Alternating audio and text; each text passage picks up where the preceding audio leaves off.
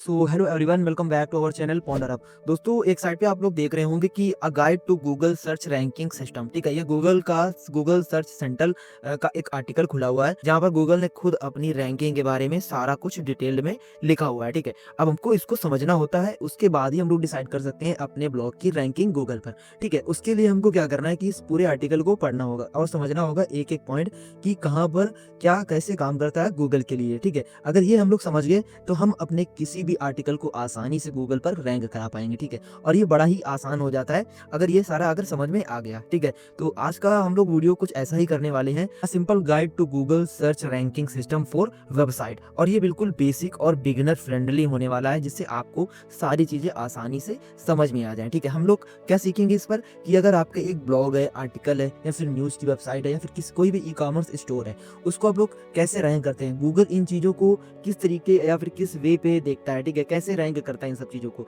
और इन गाइडलाइन को हम लोग इसके अकॉर्डिंग ही सारा कुछ समझेंगे। ठीक है, तो फटाफट से हम लोग वीडियो को स्टार्ट कर देते हैं। वीडियो को पूरा देखने के बाद अगर वीडियो थोड़ा सा अच्छा लगे तो प्लीज वीडियो को लाइक कर दें और चैनल को सब्सक्राइब कर लें, क्योंकि ये इन्फॉर्मेशन को कलेक्ट करने में बड़ा ही टाइम लगा है और इस सिंपल वे पे यहाँ पर लिखना और आपको डिलीवर करना, समझाना, सारी चीजें इस पर टाइम लगता है। तो अगर एक सब्सक्राइब कर देंगे तो थोड़ा सा मुझे भी अच्छा लगेगा आपके लिए वीडियो लाने में। तो फटाफट से हम लोग इसको समझते हैं। फर्स्ट ऑफ ऑल हमको क्या समझना होगा कि जो गूगल की रैंकिंग है, वह रैंकिंग सिस्टम काम कैसे करता है, किन सिस्टम पर गूगल मतलब एक ब्लॉग या फिर एक वेबसाइट को रैंक करता है। ठीक है, तो सिंपल वे में पहले समझो कि जो गूगल सर्च है वह स्मार्ट ऑटोमेशन सिस्टम है। ठीक है, मतलब कि यहाँ पर कोई बंदा बैठा हुआ नहीं है, यहाँ पर कोई काम नहीं कर रहा है, ये ऑटोमेटिक एक सिस्टम है। क्रॉलर आते हैं और अपना काम करते हैं। ठीक है, अब इसको हम कुछ पॉइंट्स में समझते हैं। जैसे Google her second billions of पेजों को रैंक करता है, और जो उनका गोल रहता है गूगल का, वह रहता है यूजर को मोस्ट यूजफुल और रेलिवेंट आंसर देना। अब मान लिया आप लोगों ने एक ब्लॉग पोस्ट को लिखा, एक आर्टिकल को लिखा,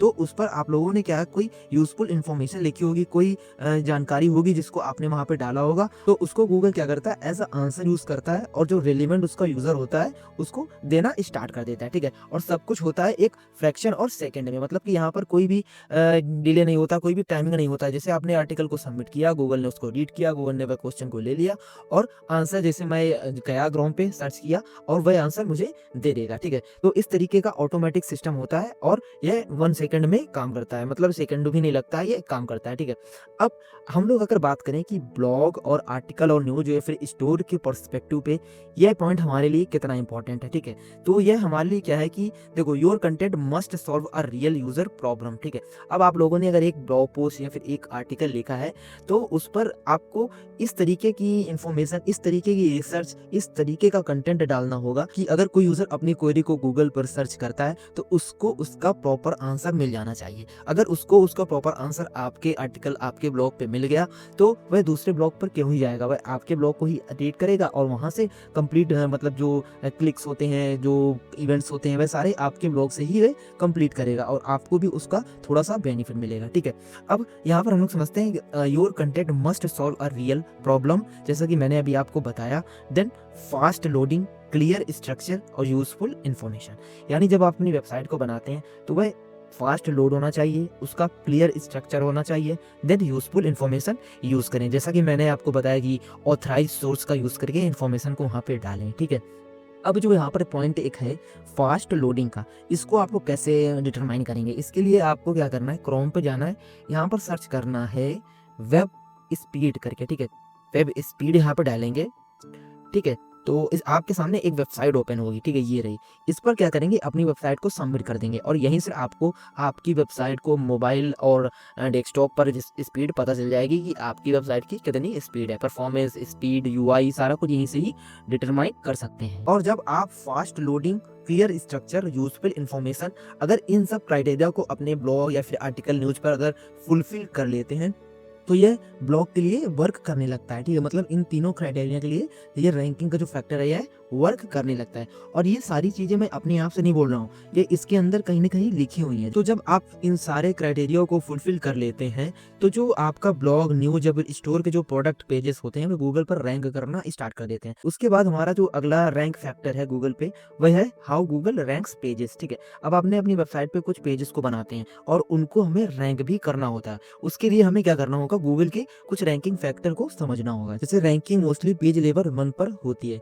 ठीक है, इस पॉइंट का मतलब क्या है कि जैसे आपने कोई कीवर्ड पर अपना मतलब आर्टिकल लिखा, ब्लॉग लिखा, जैसे मान लेते हैं गूगल सर्च रैंकिंग, एक हमारा ये कीवर्ड है। अब मैं इसको यहाँ पर गूगल पे मतलब क्रोम पे सर्च करता हूँ, तो जो पहली वेबसाइट आती है वह रैंकिंग डिसाइड करती है, ठीक है। रैंकिंग पेज लेवल पर होती है, इसका मतलब यही है कि कौन सा पेज किस लेवल पर रैंक कर रहा है, ठीक है। तो इस तरीके से गूगल जो है अपने पेजों की रैंकिंग को डिसाइड करता है। देन हर पेज को अलग अलग सिग्नल्स के साथ जज किया जाता है, ठीक है। इस पॉइंट को अभी मैं आपको बताता हूँ। देन अगला हमारा पॉइंट है और कुछ साइट सिग्नल्स भी होते हैं। अब जैसा कि हमारा दूसरा पॉइंट था कि हर पेज को अलग अलग सिग्नल से जज किया जाता है।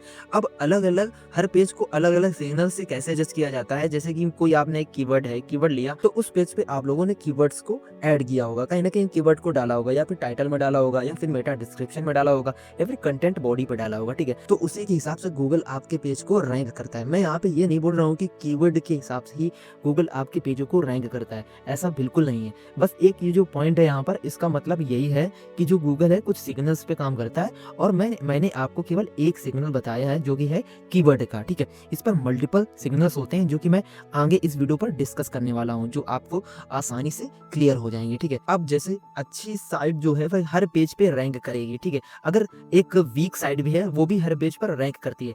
अब इस चीज को आप लोग कैसे क्लैरिफाई करेंगे, जैसे कि मैं मान लेता हूँ, मैं यहाँ पे गया, एक मैं यहाँ पर हाई अथॉरिटी की वेबसाइट डालता हूँ, जैसे द हेल्थ साइट करके डाला, तो ये हो गई हाई अथॉरिटी की वेबसाइट। और अगर मैं एक लो क्वालिटी की मतलब लो अथॉरिटी की वेबसाइट डाल दूं यहाँ पे, तो दोनों पेज की रैंकिंग गूगल किस तरीके से डिसाइड करता है, ठीक है।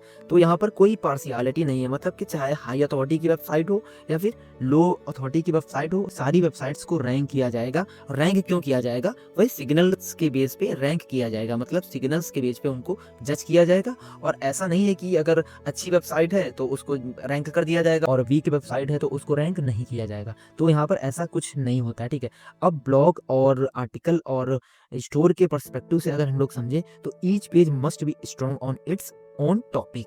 One Google page can rank even if site is average. मतलब कि अगर कोई आपने आर्टिकल लिखा है, प्रोडक्ट पेज अगर आपने बनाया है, या कैटेगरी पेज आपने बनाया है, तो अगर वहां पर आप लोगों ने एक स्ट्रॉन्ग बेस मतलब कि अगर रखा हुआ है, ठीक है, एक टॉपिक पे एक अच्छा आर्टिकल, एक क्वालिटी आर्टिकल लिखा हुआ है, तो गूगल आपके पेज को रैंक करेगा। नो मैटर कि वेबसाइट कितनी अच्छी है, वेबसाइट कितनी वीक है, ये मैटर नहीं करता है, ठीक है। तो इस गाइडलाइन में इनका यही कहना है कि अच्छी वेबसाइट मैटर नहीं करती है, वीक वेबसाइट मैटर नहीं करती है। मैटर करता है तो क्वालिटी कंटेंट कैसा आपने लिखा हुआ है, ठीक है, तो ये मैटर करता है, ठीक है। देन आपको समझना चाहिए गूगल का कोर आइडिया। कोर आइडिया क्या है कि गूगल सिर्फ कीवर्ड नहीं देखता है, जैसे कि मैंने यहाँ पर आपको बताया था कि ये जो अलग अलग सिग्नल्स होते हैं वहाँ पर एक कीवर्ड ही नहीं शामिल है, यहाँ पर मल्टीपल सिग्नल्स हैं। जैसे मैंने यहाँ पर आपको अभी बताया कि गूगल सिर्फ कीवर्ड नहीं देखता, गूगल देखता है मीनिंग, इंटेंट, ट्रस्ट, क्वालिटी और फ्रेशनेस, ठीक है। ये जो पांचों और 6 जो पॉइंट हैं, इनको आपको समझना होता है, उसके बाद ही आप एक डिटेल्ड आर्टिकल को लिख सकते हैं। जब आप इन सब चीज़ों को समझ के एक डिटेल्ड आर्टिकल को लिखेंगे, तो गूगल को आपके ब्लॉग पोस्ट को रैंक करना ही पड़ेगा, आर्टिकल को रैंक करना ही पड़ेगा। अब मैं करना ही पड़ेगा क्यों बोल रहा हूँ यहाँ पे, क्योंकि जो मेन फैक्टर्स होते हैं वो यही होते हैं। अगर ये सारी चीज़ें आप लोगों ने क्लैरिफाई कर दी अपने आर्टिकल में, तो गूगल को रैंक करने में क्या ही प्रॉब्लम है आपके आर्टिकल को। उसको क्या करना है कि एक परफेक्ट आंसर अपने यूजर को देना है, तो वह आपके ब्लॉग को ही सजेस्ट करेगा, ठीक है। अब यहाँ पर हम लोग कुछ फैक्टर को समझ लेते हैं। जैसे फैक्टर हमारा पहला है मीनिंग का, देन इंटेंट का, देन ट्रस्ट का, देन क्वालिटी, देन फ्रेशनेस का, ठीक है। अब एक मीनिंग आर्टिकल अगर मीनिंगफुल आर्टिकल होगा तो उसका क्या मतलब हो सकता है, right a natural not keyword stuffing, मतलब कि एक आर्टिकल ऐसा लिखें जो कि नेचुरली लिखा गया हो, कहीं चैट जीपीटी वगैरह से ना लिखाया गया हो, ठीक है। जो कीवर्ड्स आप लोगों ने डाला हो उसकी स्टफिंग ना हो, किसी भी तरीके की कोई भी स्टफिंग ना हो, नेचुरल तरीके से कीवर्ड डाले गए हों, 4 से 5 कीवर्ड सफिशिएंट होते हैं, ठीक है। देन इंटेंट को ध्यान में रख के एक आर्टिकल को लिखा गया हो। Answer exactly what user want, मतलब कि ऐसा नहीं है कि इंटेंट कुछ और है, आप लोगों ने आर्टिकल कुछ और लिख रखा है। मान लिया कि ऑटोमोबाइल्स की आपने हेडिंग डाल रखी है, कंटेंट डिलीवर कर रहे हैं मेडिकल हेल्थ का, तो अगर ऐसा कुछ करेंगे तो आपकी वेबसाइट डीमोनेटाइज होगी, मतलब कि डी रैंक होगी, रैंक नहीं होगी, ठीक है। देन ट्रस्ट की बात हम लोग करें तो ऐड सोर्सेज, जैसे कि मैंने बताया कि हाई अथॉरिटी वेबसाइट के सोर्स को ऐड करिए, ये मोस्ट इंपॉर्टेंट फैक्टर होता है। देन ऑथर की इन्फॉर्मेशन यानी ऑथर बॉक्स को वहां पर ऐड करिए, एक सेपरेट अबाउट अस पेज को बनाइए, इससे भी आपकी जो अथॉरिटी है वह बढ़ती है। देन आता है क्वालिटी, कंटेंट है, ठीक है। डिटेल्ड ब्लॉग लिखिए, ओरिजिनल ब्लॉग लिखिए, हेल्पफुल कंटेंट अगर होगा तो गूगल आपके जो ब्लॉग है उसको रैंक करेगा। अब फ्रेशनेस का जो हमारा फैक्टर है वह है अपडेट ओल्ड पोस्ट रेगुलरली। ये भी एक मोस्ट इंपॉर्टेंट पॉइंट है। इसको अगर आप लोगों ने इन पांचों छठे जो 6 पॉइंट्स हैं इनको आपको समझना होता है, उसके बाद आप एक डिटेल्ड और क्वालिटी आर्टिकल को लिख सकते हैं, ठीक है। ये एक बेस्ट प्रैक्टिस होती है एसईओ के पर्सपेक्टिव से और एक राइटर के भी पर्सपेक्टिव से। तो इन सब चीज़ों को आपको समझना होता है, उसके बाद ही आप एक परफेक्ट राइटर हो सकते हैं गूगल की गाइडलाइन के हिसाब से, अगर आप लोगों को गूगल पे रैंक करना है, ठीक है। देन अब यहाँ पर हम लोग क्या समझेंगे, गूगल के सिस्टम्स, रैंकिंग सिस्टम कैसे काम करते हैं। मोस्ट इंपॉर्टेंट सिस्टम्स हैं, इनमें कुछ ऐसे भी हैं जो वर्क नहीं करते हैं और कुछ ऐसे हैं जो आपके ब्लॉग, आर्टिकल, न्यूज या फिर स्टोर के जो पेजेस होते हैं उन पर काफ़ी मैटर करते हैं। तो फटाफट से हम लोग समझते हैं एक एक करके।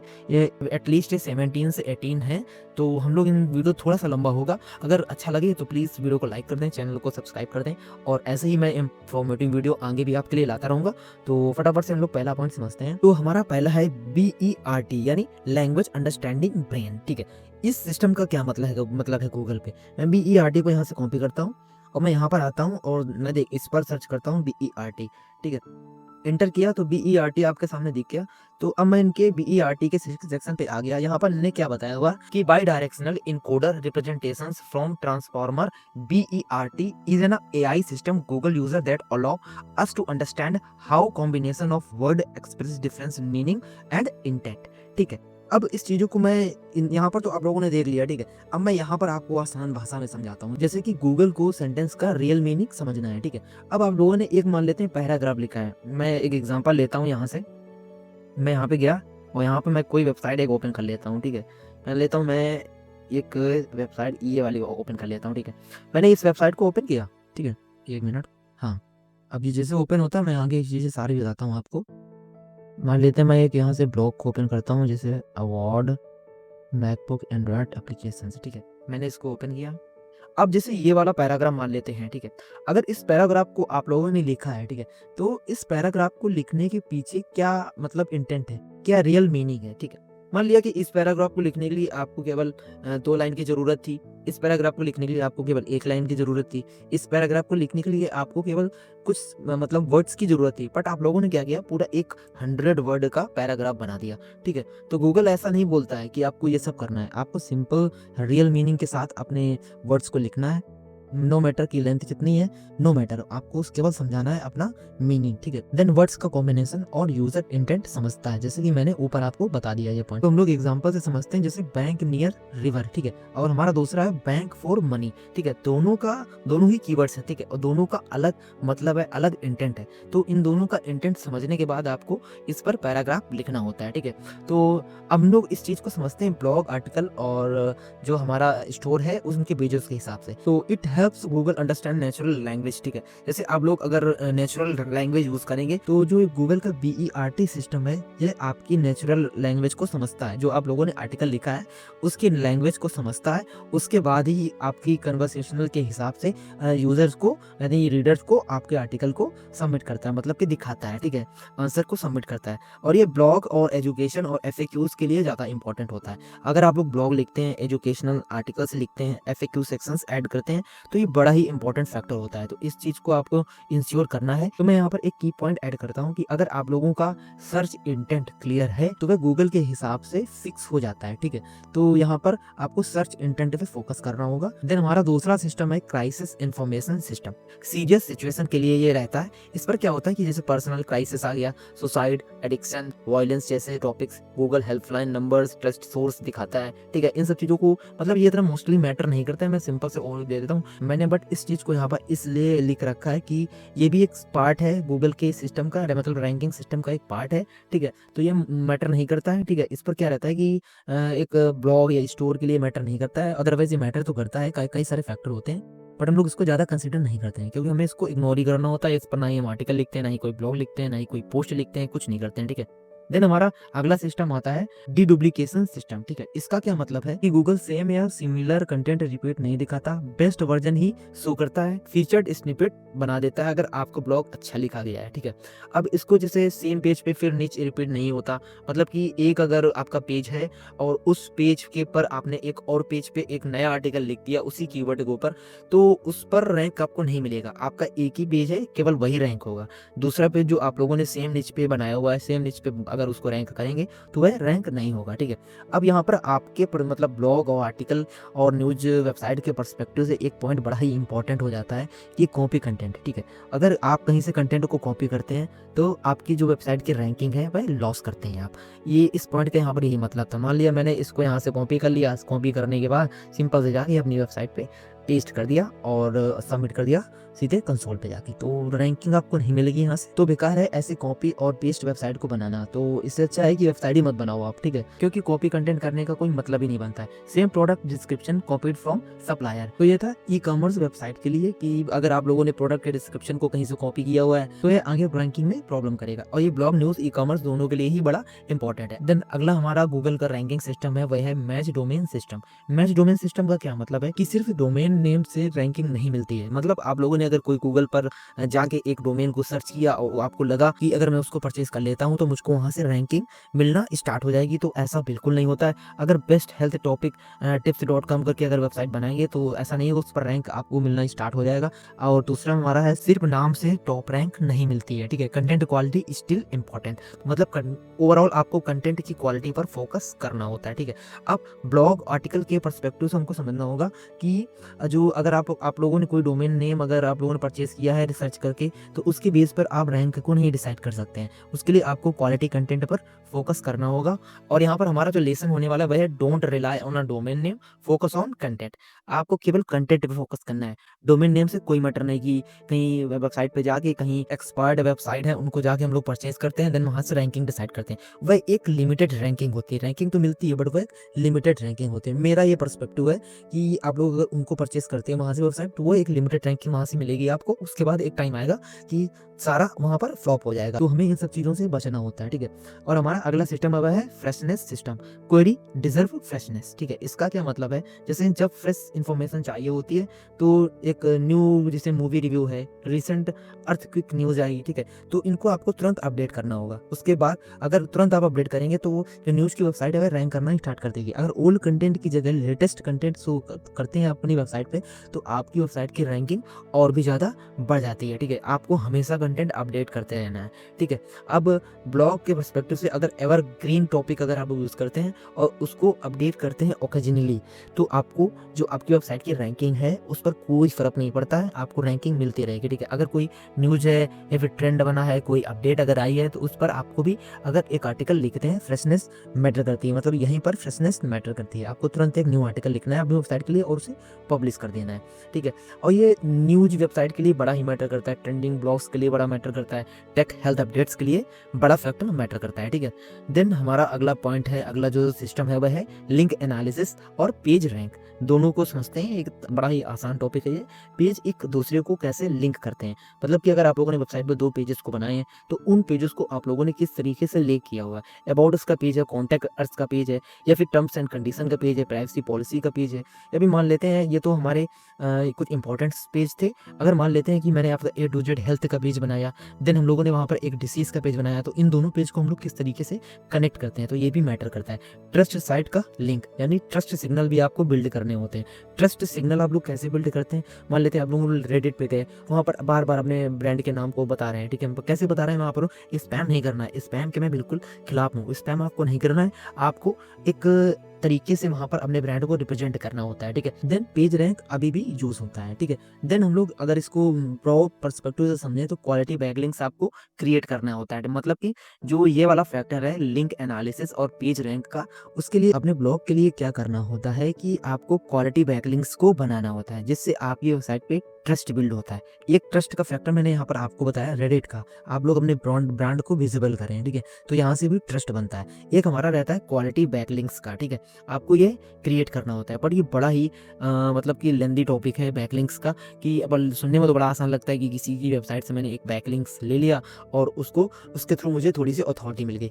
ऐसे आप कहीं से भी बैकलिंक्स नहीं ले सकते हैं। अगर एक स्पैम बैकलिंक्स अगर मिल गया आपको, तो आपकी वेबसाइट की अथॉरिटी रिस्क में पड़ सकती है। तो हमको बैकलिंक्स बनाने में फोकस तो करना होता है, जिससे हमें अपनी वेबसाइट में, जिससे हमारी वेबसाइट का ट्रस्ट बढ़ जाता है। बट यहाँ पर मैं आपको यही रिकमेंड करूंगा कि आप लोग अगर न्यू ब्लॉगर हैं तो अभी बैकलिंक्स के चक्कर में मत पड़िए, कंटेंट क्वालिटी पर फोकस करिए। आपका जो वेबसाइट है वो रैंक करेगा और आपको वहाँ से अच्छा खासा रिजल्ट भी देखने को मिलेगा, ठीक है। इंटरनल लिंकिंग पे फोकस करिए। आप जो ब्लॉग्स लिखते हैं, आपके जो पेजेस हैं वेबसाइट पे, जो क्रॉलर्स हैं, जो आर्काइव पेज है, उनको अटैच करिए, एक दूसरे से लिंक करिए, यहाँ से भी आपको अच्छी खासी रैंकिंग मिलती है। ब्लॉग, न्यूज़ और स्टोरी के लिए वर्क करता है, ठीक है। तो अभी तक हम लोगों ने 6 पॉइंट को कवर कर लिया है, यहाँ पर 6 सिस्टम को समझ लिया है। आगे भी सारे सिस्टम बड़े ही इंपॉर्टेंट है ब्लॉग, न्यूज़ और आर्टिकल के पर्सपेक्टिव से, ठीक है। बाद में मैं आपको एक की पॉइंट भी बताऊंगा जो कि आपके लिए बड़ा ही इंपॉर्टेंट साबित होगा, ठीक है। वीडियो बड़ा ही लंबा हो रहा है, तो मैं सोच रहा हूँ कि वीडियो को 2 पार्ट में बनाते हैं। पहला पार्ट हमारा रहेगा जिसमें मैं 6 पॉइंट तक मैंने बात कर ली है। अगला मैं पार्ट अपलोड करूंगा दूसरे पार्ट पे, जहाँ मैं 7वें पॉइंट से स्टार्ट करूंगा, जो गूगल सर्च रैंकिंग का 7वां पॉइंट होगा हमारा, ठीक है। तो अगर वीडियो अच्छी लगी हो तो प्लीज वीडियो को लाइक कर दें, चैनल को सब्सक्राइब कर दें। तो मिलते हैं अगली वीडियो में अगले पॉइंट के साथ, तब तक के लिए बाय बाय।